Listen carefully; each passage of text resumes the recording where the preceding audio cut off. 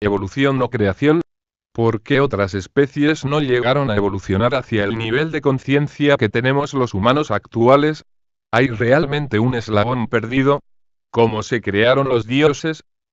De la evolución por sobre la creación. ¿Por qué otras especies de animales no llegaron, luego de millones y millones de años, a evolucionar hacia el nivel de conciencia en que nosotros, los humanos, hoy en día nos encontramos, obtenido este tan rápidamente, en un poco más que un cuarto de milenio? ¿Existe realmente un eslabón perdido? ¿O bien los que estamos perdidos en el tiempo somos los seres humanos? Ya que, posiblemente, nuestra carrera evolutiva hacia ser lo que hoy en día somos Homo sapiens sapiens, no comenzó hace 400.000 años, sino que comenzó mucho antes. Me refiero a que, conociendo humildemente los avances arqueológicos respecto de nuestro pasado, y las infaltables pruebas de carbono, etc., la evolución de nuestra conciencia comenzó a recorrer su camino hace millones de años más no hace 400.000 en clara concordancia con la evolución de las demás especies. Con esto quiero decir, sin querer desmerecer al método científico, del cual me siento orgulloso, que posiblemente, el eslabón perdido no se encuentre en el período de la evolución humana, sino más bien, que ese eslabón perdido se halle en nuestra propia manera de entender la evolución humana, y como me caracterizo como un racionalista más y a veces demasiado.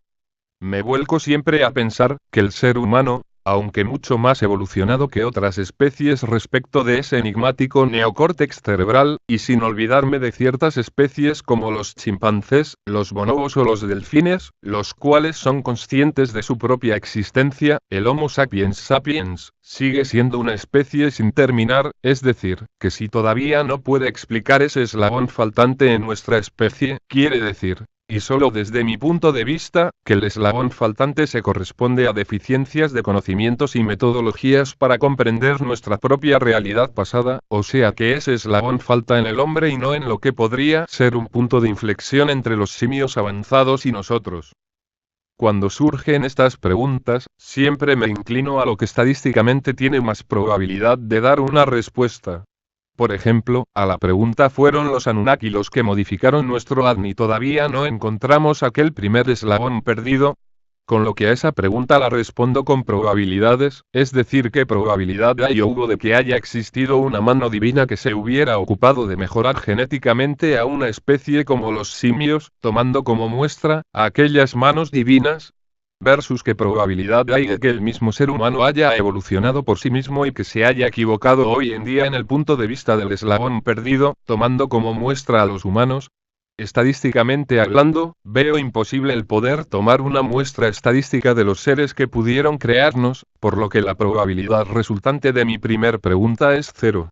Pero, la segunda cuestión, es una realidad estadística casi innegable diría yo, ya que las probabilidades basadas en una gran muestra, aumentan considerablemente la significancia del resultado, con lo que la probabilidad en estas dos cuestiones es cero y muy cerca de 1, o sea de 100%. A lo que me quiero referir con esto, es que el propio ser humano es el que ha creado realidades, la mayoría de las veces muy acertadas, pero otras muy equivocadas, y solo debemos esperar para que la respuesta correcta salga a la luz, a que el ser humano pueda encontrar el eslabón perdido, pero que estaba perdido dentro de su propia comprensión y estudio del mundo y de nuestra evolución. Del cerebro, de la conciencia y de los dioses. Ejerciendo una especie de empatía sobre aquel protohumano, en el justo momento en que éste comenzaba a ver la vida desde la perspectiva bípeda, y no cuadrúpeda, es clave para entender aquel entorno evolutivo, dejando de lado temas referidos a la propia supervivencia. Entonces, por tal motivo, al momento de ser los únicos animales que, además de ser bípedos, pudimos liberar nuestros pies delanteros o protomanos con el roce del suelo, y no solo de vez en cuando, como algunos animales hasta hoy en día lo hacen, sino que, liberamos nuestras extremidades delanteras, de ese único uso que era el pedestre, para siempre, haciendo el caminar bípedo, las 24 horas del día, los 365 días del año. Por consiguiente, el propio cerebro se vio en la necesidad de reajustar la utilidad de esas dos extremidades delanteras, de modo que éstas continúen sirviendo para movernos en aquel mundo, pero esta vez no para caminar con cuatro patas, sino que, principalmente, para realizar otras actividades todavía a descubrir.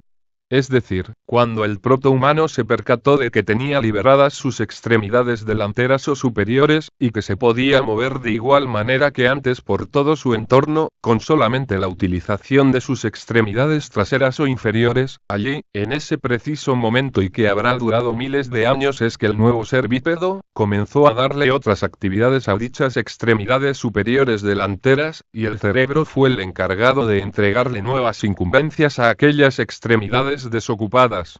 Con esto último, es un tanto lógico que el cerebro haya tenido que realizar un reajuste de su estructura interna para atender a las demandas de caminar, y a las nuevas demandas de dos extremidades libres. Y otro claro aspecto que nos ha hecho lo que hoy somos, es que nuestra visión estereoscópica es clave en nuestra evolución, debido a que, al pasar a tener los ojos totalmente convergentes sobre los puntos a los que dirigimos nuestra mirada, dos líneas oculares totalmente en paralelo con nuestra cara y no oblicuo, o bien, divergentes, como en los camaleones por ejemplo, pasamos a percibir al mundo tal cual, aparentemente, es. Es decir, si vivimos en un mundo 3D, al evolucionar con nuestra visión estereoscópica, comenzamos a percibir la realidad, y junto con las extremidades liberadas, a manejarla a nuestro antojo, con lo que el pobre cerebro debió continuar ajustándose a las nuevas demandas físicas, brazos y vista. Y recordemos que la vista es el sentido que más poder cerebral ocupa, de todos los demás. Debido a los anteriores cambios evolutivos, comenzamos a comunicarnos mejor, no solo por medio de balbuceos primitivos, sino que también con las flamantes manos, y de ese modo se fueron concibiendo conceptos arquetípicos, y a formarse un cierto primitivo lenguaje hablado gestual. Y preguntémonos, ¿por qué hoy en día movemos las manos al ritmo de nuestras palabras? Simple reminiscencia de aquellos tiempos. Y de aquí en más, todo lo que vino después respecto de mejoras en la dicción, en definir al mundo que rodeaba a aquellos primitivos seres humanos, y a tratar de entender su entorno a través de su primitivo uso de razón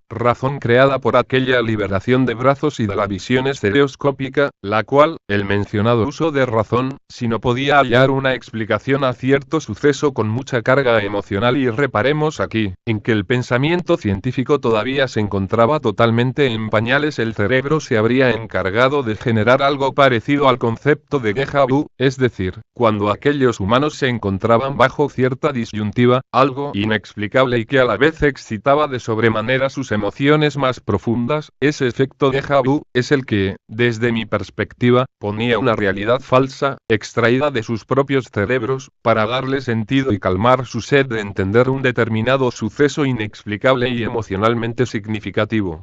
El déjà vu hace exactamente lo que hacen las religiones, colocar un cierto concepto, creíble o no, dependiendo del observador, dentro de un contexto mucho más amplio, como por ejemplo, la espiritualidad externalizada, de modo de que aquel concepto encaje dentro de una determinada realidad de manera tal de que todo ese paquete sea entendido, como la religión lo desea, y por los adeptos a esa fe dogmática. Entonces, aquellos primitivos humanos, por medio de sus flamantes extremidades y miradas estereoscópicas sumado a otras evoluciones corporales, comenzaron a darle sentido a esos déjà vu, de la misma manera en que lo hace cualquier persona con características de liderazgo, estableciendo sus propias reglas y sus propias creencias déjà vus propios como colectivas, aceptándolas por parte de las masas seguidoras. De esta manera, y con la ciencia todavía verde, sin brotar todavía lo inexplicable, tenía su sentido a partir de un concepto similar al de déjà vu. Por lo tanto, a partir de aquellos líderes espirituales primitivos, comenzaron a crearse los dioses, y hasta hoy en día millones de personas desconocen que los dioses están dentro de nosotros mismos. Y miles de años después, se crearon y formalizaron las religiones, las que luego, cada una de ellas formalizó sus dioses.